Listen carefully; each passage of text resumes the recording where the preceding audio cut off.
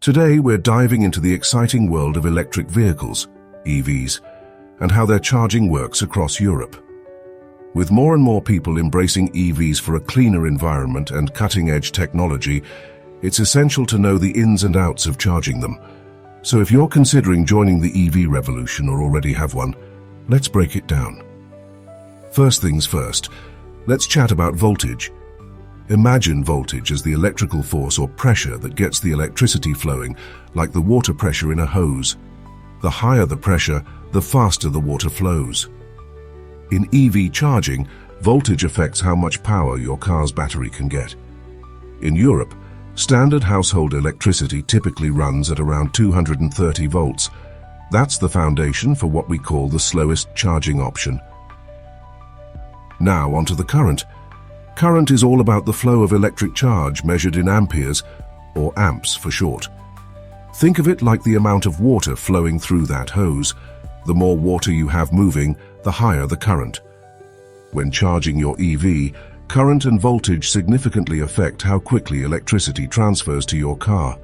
Your European home outlets usually dish out between 10 and 16 amps, whereas dedicated EV chargers can handle much more. What happens when we combine voltage and current? We get power. Power is the rate energy is used or transferred, calculated by multiplying voltage by current. For example, if you're drawing 10 amps from a 230V outlet, you use 2300 watts or 2.3 kilowatts. That's important because it helps determine how fast your EV charges. Think of it as filling up a water tank. A high-power charger is like a wide hose that fills up quickly, while a low-power charger is like a narrow hose that takes time. A 2.3 kilowatts charger might give you about 10-15 kilometers of range per hour, while a 7.4 kilowatts charger could add 40-70 kilometers simultaneously. Now, let's explore the three primary charging levels in Europe, which have different power outputs and charging speeds.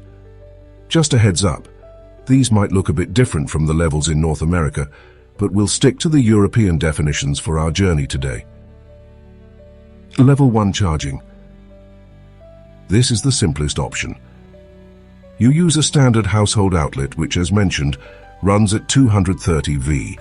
The current is usually limited to 10A or sometimes 16A, giving you a power output of 2.3 to 3.7 kilowatts.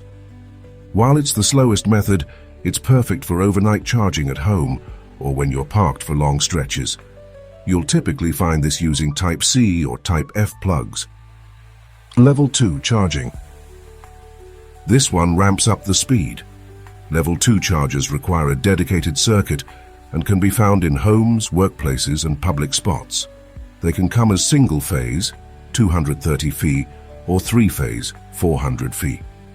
With single-phase, you can get either 3.7 kilowatts or 7.4 kilowatts, adding around 20, 40 or 40, 70 kilometers of range per hour. If your setup supports it, three-phase charging can deliver even more power, 11 kilowatts or 22 kW, which could give you a whopping 60, 240 kilometers of range in just 1 hour. The standard connector for level 2 charging in Europe is the Type 2 connector, also known as Mennekes. Level 3 charging, DC fast charging.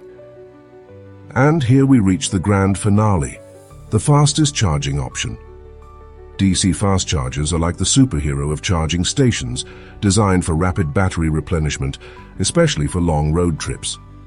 These chargers work differently. They send DC power directly to the battery at high voltage and current, typically between 400V and 1000V and up to 500A. This means power outputs can soar from 50 kilowatts to 350 kilowatts or more. You could charge an EV battery to 80% in 20 to 60 minutes. You'll spot these stations along highways, cities, and key travel spots. The standard European connector for this type of charging is the CCS2 connector. So, if you're an EV owner looking to buy a charger especially for home use, it's essential to pick the right one. Compatibility is key. Ensure the charger you choose works with your vehicle. There you have it, folks. Now you're equipped with the knowledge to navigate the world of EV charging in Europe confidently. We hope this video has helped you understand EV charging in Europe. If you found it helpful, please like it, share it with others, and subscribe to our channel for more EV-related content. Do you have any questions or comments? Leave them below, and we'll do our best to answer them. Thank you for watching.